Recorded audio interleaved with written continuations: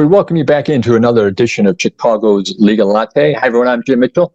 And of course, we get together on a regular basis to talk about different legal matters with the folks from Lavelle Law. And today I'm very pleased to welcome a new attorney at the firm to our podcast for the first time, Sarah Ruche.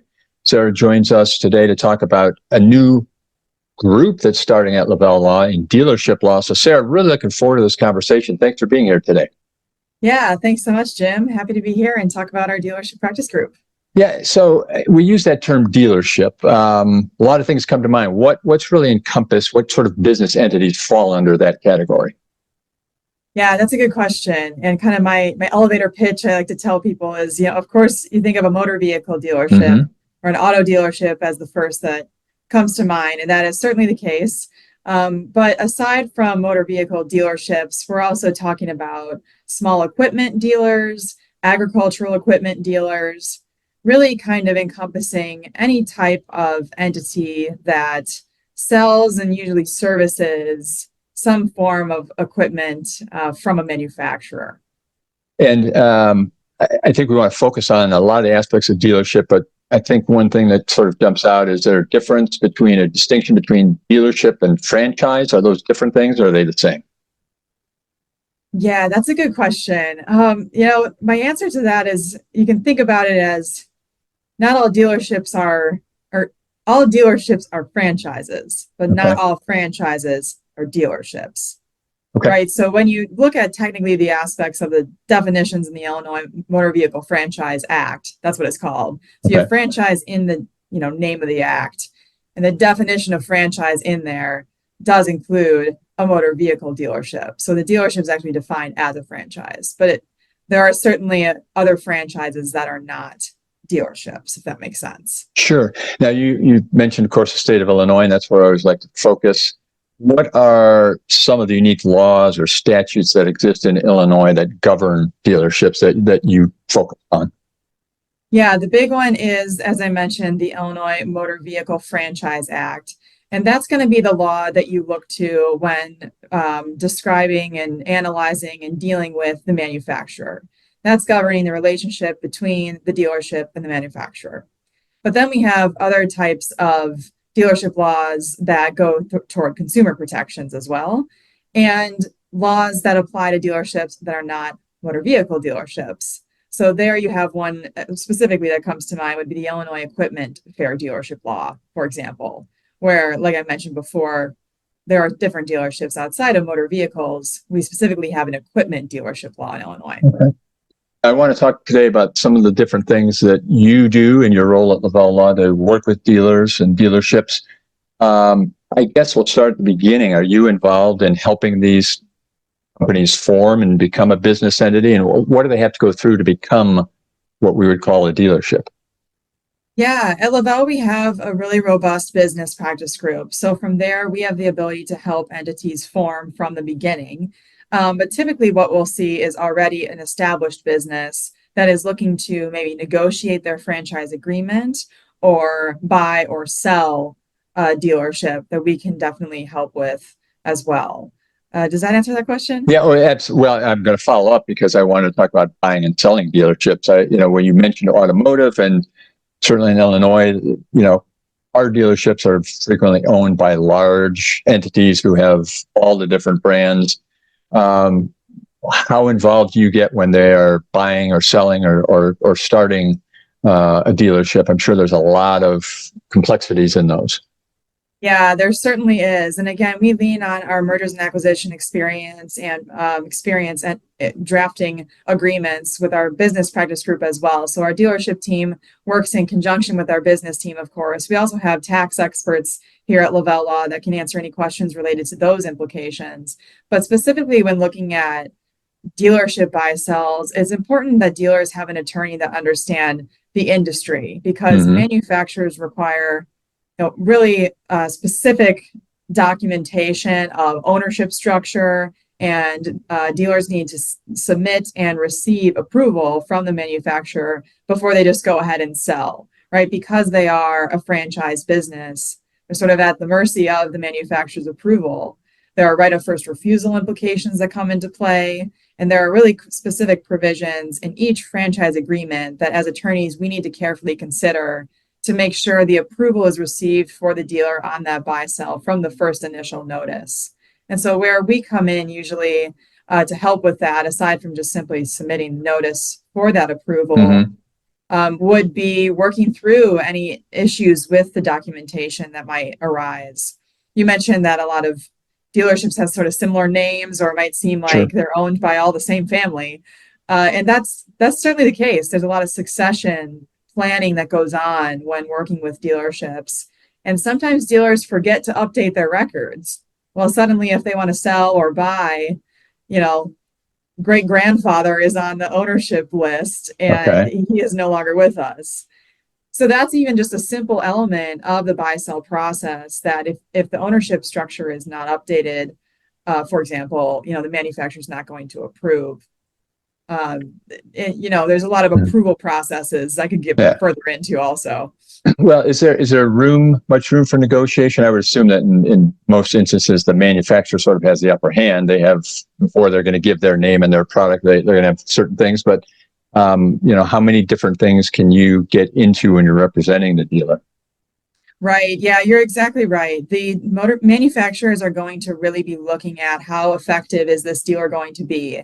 And there truly is a sales effectiveness rating, right? And so the manufacturer wants to know that this new dealer coming in to buy this dealership is going to perform probably at least as good as the last one. And to demonstrate that, we can try and do what we can, right, to negotiate, but at least put forward arguments that the dealer is performing effectively. So there, you know, you can pull in experts. We can involve a broker to help facilitate the sale. There are brokers of dealerships that we work with. And we can do what we can to demonstrate to the manufacturer through letters and other correspondence that, you know, maybe despite this lower sales effectiveness number, these are all of the reasons why this dealer will perform well in this area. Right. So if it's an already established dealer who maybe was in a very rural location, that could be a good explanation for why their performance numbers are quite different than where they might be now in the Chicago suburbs, or, you know, in the loop in an urban environment where their ratings will be higher. You know, we can craft those types of arguments that some dealers might not think an attorney could be useful for, but really that could push it to the finish line when we get down to it. We're talking with Sarah Ruchet today, an attorney at Lavelle Law, the newest attorney at the firm, and she's sharing a great deal of information about the newest practice group, Dealership Law at Lavelle Law. And we'll give you some information on where to contact Sarah before we let her go today, but getting a lot of great information. We talked about the business side of it, the entity, but you mentioned earlier that there's a consumer side as well, things that the dealer has to deal with their particular end users. Tell me about some of the things that you need to be involved with there to help the dealer function once they're up and running. Sure. Yeah, great question. So, you know, we're talking post buy sell maybe, or we're just coming in to help a dealer operate their business effectively. One pretty simple thing that we can help dealers with that sometimes doesn't come to the top of their mind. And I'll get to consumers, but I also wanted to mention another relationship with the manufacturer that we can help while they're operating is increase in their warranty reimbursement labor rates. So dealers have the opportunity to request an increase in the amount they receive from the manufacturer for warranty work done. And typically we can help negotiate a higher hourly rate that the dealer will be paid from the manufacturer for that labor time that their service technicians are putting forth to have a consumer walk out of a dealership with warranty work done for free. So that just kind of brought to my mind a little bit of a consumer, but also operational, right, business aspect. Beyond that, you know, there are a lot of consumer protection laws in Illinois and several states. I'm also licensed in Wisconsin, and they're just as consumer friendly there. So Illinois, for example, has a new Vehicle Buyer Protection Act. We have a Consumer Fraud and Deceptive Business Practices Act. We've also got a Consumer Protection Code within the administrative code and provisions relating to advertisements. So those are three big laws that are pretty consumer heavy that we can help on the dealer side of as well. And are those things you help craft in advance? Say you mentioned advertising or marketing materials. Are those things that a dealer should run through their attorney to make sure they're compliant before they find out down the road that they're not? Yes, please, please come to us to look at those. A lot of times dealers are working with vendors to create their advertisements, Sure. and there's nothing wrong with that. But sometimes the vendors are nationwide companies and they don't know the intricacies of the state laws at play, and they don't know how they're enforced and how strict the penalties can be for those types of advertising violations. So, if any consumers are listening to this, right, you get direct mail advertisements, maybe right to your mailbox, or you're seeing certain ads elsewhere. That's something that we can look at before they reach the mailbox and then receive a citation. So yeah, the penalties can be high. We're happy to work in conjunction with those vendors to make sure we're ahead of it before it comes back. When it comes to the dealerships, obviously as we mentioned, the large automotive groups probably have a pretty good handle on things. But when you talk about some of those agricultural dealers or things where it might be a businessman who sees an opportunity and they sort of get into something new, are there areas in any dealership laws that you would recommend they be aware? I guess the question is, what's the risk? What are the things that they should know operationally that maybe they're not thinking of before they get into the business? Yeah, that's a good question. I think, most of my experience and what comes to the top of mind is relating to motor vehicle dealers. I think the biggest risk that they face would be those consumer actions brought against them. So that could happen though in equipment dealers as well, where a sale, happens, and typically it's with a used car and something goes wrong with the car. Or I can imagine this happening with some sort of agricultural product or recreational vehicle as well. And suddenly the consumer is upset about the transaction, and the deceptive practices laws really do kind of encompass and allow them to bring claims for misrepresentation, fraud, things of that nature, where there are typically attorney's fees shifting, and now the dealer is faced with consumer lawsuit driving them by the risk of needing to pay for the consumer's attorney's fees. So that's a big risk. I think another thing I kind of alluded to earlier is the sales effectiveness standards. Okay.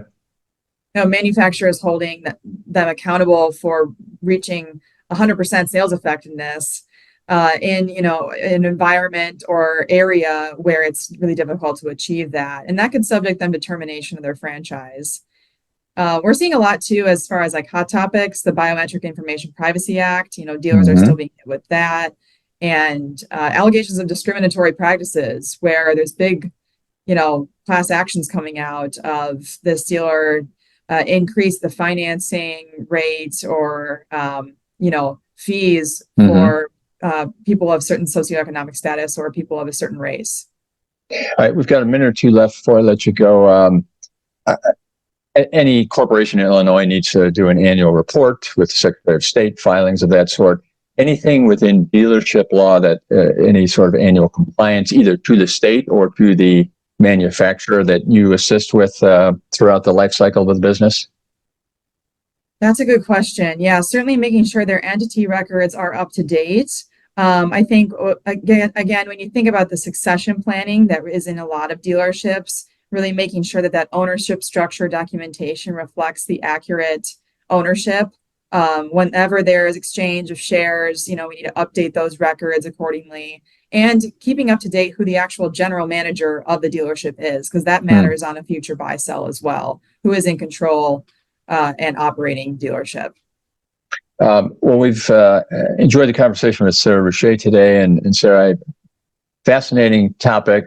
Great to see this new practice group, but I know there's a lot more we're going to want to talk about, so I hope to have you back. In the interim, people who may want to reach out to you, what's the best way to get a hold of you to have further conversation? Yeah, I'd love to talk with anybody about this topic. It's one that you don't hear of every day, but one that certainly there's a need for out there. So yeah, you can feel free to reach me. My direct line is 847-241-1795, or my email is SREUSCHE@lavellelaw.com. Excellent. Great conversation. So nice to meet you, Sarah. Thanks for joining us today, and hopefully we'll talk again soon. Yes, I would love that. Thanks, Jim. All right. Thanks, everyone. Look forward to having another conversation on Chicago's Legal Latte soon. Thanks.